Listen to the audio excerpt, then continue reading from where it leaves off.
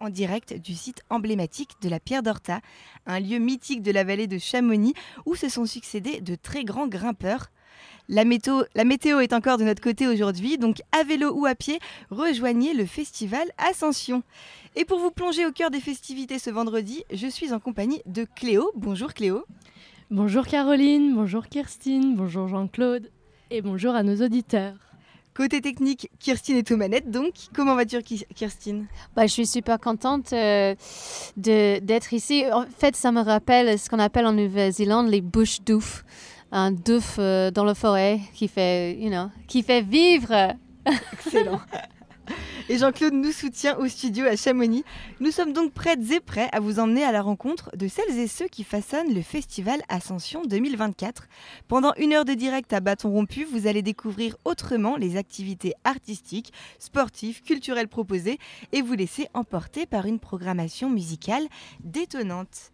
Il est 13h04, nous sommes le vendredi 10 mai et au micro de Globule Radio aujourd'hui, j'ai le plaisir de recevoir Alex Marcheseau, guide de haute montagne mais également bénévole historique au sein de l'association Butch à Butch. Notez aussi que le 15 juin, vous pouvez assister à la première des Jours Sauvages au Cinéma Vox pendant le Chamonix Film Festival. Hier, nous avons également reçu Timothée Motin, le président de l'association Butch à Butch. Nous l'avions déjà accueilli à la pharmacie des artistes mercredi dernier. L'émission de la radio des villages est d'ailleurs à découvrir ou à redécouvrir sur notre site internet globule.chamonix.radio. Mais aujourd'hui, c'est donc Alex qui nous dévoilera les activités et les temps forts de cette deuxième journée de festivités. Nous accueillerons ensuite Alice Delva. Avec elle, nous plongerons dans les coulisses du spectacle En suspens, une représentation à découvrir aujourd'hui à 17h à la Pierre d'Horta. Mais avant cela, on accueille donc Alex pour la question quotidienne. Bonjour Alex, comment vas-tu ? Bonjour, ça va très bien. Merci pour votre accueil et votre soutien. Moi, je vous en prie. Tout d'abord, est-ce que tu peux nous parler un peu de l'atmosphère qui règne ici en ce moment ? L'atmosphère, le matin, c'est toujours un peu calme. Ça fait du bien d'ailleurs après une grande journée, une grande soirée d'activité, de pouvoir enfin profiter du lieu dans sa nature la plus simple. Bon, ça reste quand même, il y a beaucoup d'infrastructures, mais il y a beaucoup moins de monde et le matin, on profite des premiers rayons du soleil. Il y a encore l'humidité ambiante. C'est vraiment très agréable de se promener autour de la Pierre Horta. Ouais. Tout à fait. D'ailleurs, hier, il y a eu beaucoup de monde de présents qui ont participé également aux activités. C'est un franc succès. À ton avis, qu'est-ce qui fait un tel succès cette année ? Déjà le temps, on Oui. va dire que ça fait 1 mois et demi qu'il fait pas top dans la vallée de Chamonix. Du coup forcément, premier week-end de beau, week-end de 5 jours, les gens ont envie de sortir et quoi de mieux que de venir faire la fête à la Pierre d'Horta, faire la fête et s'instruire en compagnie de celles et ceux avec qui on partage le territoire. Donc je pense que les gens ont envie de se rassembler à la fin de l'hiver, de se retrouver pour s'élever ensemble vers de nouvelles ascensions. Donc hier, on a procédé, premier jour du festival, à l'approche. Ce qu'on peut dire, lors d'une ascension, il y a toujours une approche. Donc on a remonté tranquillement la moraine, c'était pas facile, on avait encore les muscles endoloris par la rudesse de l'hiver. Mais sur les coups de 21h30, Roche D, le DJ Funk, nous a fait passer la rimée en toute sécurité. Et je pense qu'aujourd'hui, on est prêt à attaquer proprement dit l'ascension. Oui. Super. Et du coup, pour celles et ceux qui souhaitent participer à cette ascension, mais qui hésitent encore, quels sont les événements ou les performances que tu recommanderais aujourd'hui sur le site de la Pierre d'Horta ? Alors aujourd'hui, pour les plus contemplatifs, on va avoir une exposition à 6 mains, puisque c'est 3 artistes bien connus de la vallée qui nous proposent leur vision des drues. Donc il y a Martial Bourlot, Michel Delamarre et Jacques Desmarquis, qui sont en exposition toute la journée autour de la scène centrale devant la Pierre. Et on enchaînera dès 15h avec une discussion en plein cœur de la face ouest des drues et de la face nord, puisque c'est Thierry Renaud et Andy Parkin qui sont 2 acteurs majeurs de la scène, on va dire fast and light, mais avant on n'appelait pas ça comme ça, c'était d'aller le plus vite possible avec le moins de moyens pour ouvrir des itinéraires où autrefois on prenait plusieurs jours d'ascension. Eux, ils arrivaient avec une certaine nonchalance à sortir la phase dans la journée, en fait, en moins de 12 heures. Donc ça, c'est vraiment pour la partie plus culturelle montagne. Bien sûr. Et après, culturel plus artistique, à 17h, il y a Alice Delva, danseuse verticale, en compagnie de Romaine Cochet, qui hier avait monté le spectacle de danse devant la pierre, qui vont encore se suspendre qui vont encore retourner sur la pierre, mais cette fois en se suspendant dans le vide pour nous proposer un spectacle vertical à deux. Au niveau des activités pour les enfants, l'après-midi va encore être très chargé, avec notamment des ateliers de dessin, donc avec Michel Delamarre et Andy Parkin, qui vont proposer aux mioches en fait, de dessiner leur drue. En fait. Donc ça va être un beau moment, je pense. Il y a bien sûr l'association Lire et Faire Lire qui attaque ses lectures pour les enfants. Et à 18h, la traditionnelle projection avec Nelly et Simon, Mission Yeti cette fois. Super, merci beaucoup pour ce partage. Et peux-tu nous dire ce qui vous a inspiré ce thème aujourd'hui ? Le thème des drues, le chant, alors depuis le chant même, on voit pas vraiment le sommet des drues, mais dès qu'on prend un peu de recul, on voit vraiment le sommet même du petit dru. Et du coup, c'est vraiment le chant qui est au pied de cette montagne mythique, cette montagne symbolique qui fait rêver les alpinistes du monde entier.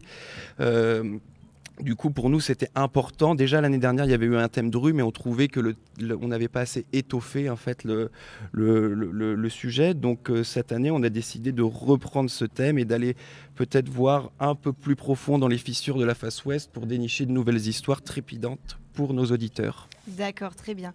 Et du coup, c'est vous qui choisissez un peu les ateliers ou vous allez chercher les artistes aussi qui vous intéressent ? Comment ça se passe ? Non, c'est très collaboratif. De toute façon, tout est collégial dans l'association. Donc, depuis des mois qu'on monte le festival, on échange lors de réunions hebdomadaires sur les sujets. Et une fois qu'on a nos cadres et nos thèmes journaliers, chacun propose des activités, qu'elles soient sportives, culturelles, spirituelles ou que sais-je.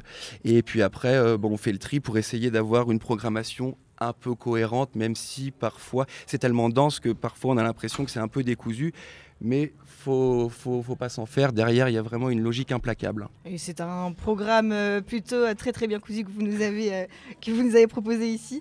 Et on l'a vu hier, beaucoup d'enfants, beaucoup de familles sont également présentes. Donc pour celles et ceux qui vont arriver sur le site, là, est-ce que tu as des conseils ou des recommandations pour profiter pleinement de ce vendredi en famille ? Ouais. Alors déjà, pour arriver sur le site, ce qui est pas mal, c'est de prendre son vélo ou ses pieds, ou les transports en commun, mais le parking devant l'hôtel de l'Arvéron est pas très grand, il est vite saturé, donc vraiment pour un souci de vivre ensemble en termes de voisinage, etc. On vous conseille vraiment de venir avec des moyens doux. Ensuite, donc, comme tu l'as dit, le festival depuis la genèse, depuis 3 ans, a été vraiment orienté avec une programmation pour les enfants très riche. Parce que c'est la prochaine génération et c'est important dès aujourd'hui en fait de les éduquer à certaines valeurs qui nous-mêmes nous sont ancrées en nous et nous motivent et nous guident dans l'élaboration de cette programmation de toute façon. Donc c'est pour ça que les enfants c'est très très important. Et ensuite, juste, je rajoute quelque chose pour les enfants. Aujourd'hui, par exemple, il y a l'association Cosimo qui fait de la grimpe aux arbres, en fait, qui sont avec nous depuis l'année dernière et qui propose à tout le monde en fait de s'élever via des systèmes d'escalade artificielle le long des grands arbres qui est autour de la pierre. Et ça, c'est super sympa parce qu'à la fois on apprend les techniques de grimpe, donc vraiment des techniques ancrées dans cette vallée qui ont parfois été inventées ici même, et en même temps on apprend le respect et la préservation de l'environnement et des arbres. D'accord. Donc c'est vraiment un tout. Et en plus de ça, on a monté un petit atelier d'escalade artificielle et de dry tooling, donc avec les piolets, pour justement encore une fois montrer quel genre de techniques sont utilisées dans les ascensions, notamment aux drues, mais aussi partout dans le monde. Donc c'est vraiment une transmission à la jeunesse de toutes ces techniques et de toutes ces ascensions pour élever du coup une nouvelle génération. Tout à fait, mais au-delà d'une technique pure ou d'un sport, en fait la montagne c'est avant tout une culture globale et c'est une culture qui est en danger, on peut le dire, face à l'effondrement de la biodiversité, face à l'explosion du tourisme de masse, aucune remise en question de transition touristique, etc. dans une vallée, et on peut en parler, ce week-end c'est le week-end de l'Ascension, c'est le premier gros week-end de l'année, et Chamonix, là aujourd'hui on est beaucoup mieux à la Pierre-à-Horta parce qu'en ville c'est saturé.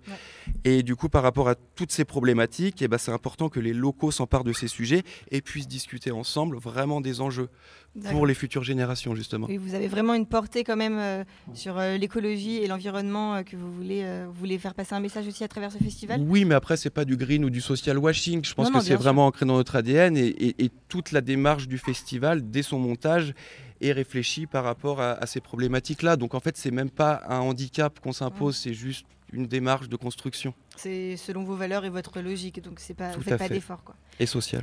Et social, bien sûr. Et qu'est-ce qui distingue le festival Ascension justement des autres événements culturels ou sportifs de la région selon toi?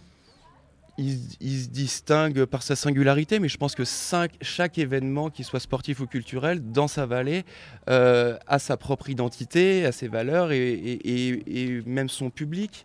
Après, rien n'empêche d'aller au concert de Fatal Bouezouka il y a 2 jours et de venir aujourd'hui et regarder un spectacle de danse à la Pierre Horta. Je veux dire, on peut être éclectique et profiter de tout. Et je ne pense pas qu'il y ait des festivals qui soient mieux que les autres.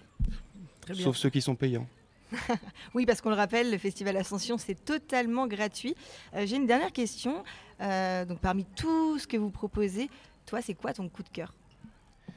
Moi, mon coup de cœur, déjà, j'ai vraiment hâte d'être ce soir au concert et au DJ, parce que là, tout à l'heure, on entendait les balances de Alpha Stepa et Awa Fall. Donc Alpha Stepa, artiste bien connu de Dubstepa qui nous vient de Londres, et Awa Fall, cette dame à la voix phénoménale, donc qui nous vient, une transalpine, donc qui nous vient d'Italie. Tout à l'heure, il faisait les balances avant l'émission, et je vous conseille de vite vous ramener à 19h30 au chapiteau de la Pierre Horta, parce que ça va envoyer, ça va être vraiment bien. Surtout que juste avant, il y a Adowa Hi-Fi et Alpha Pup qui vont nous passer une sélection de galettes de Deep Roots, pas piquées des hannetons. Je pense que ça va être très très sympa.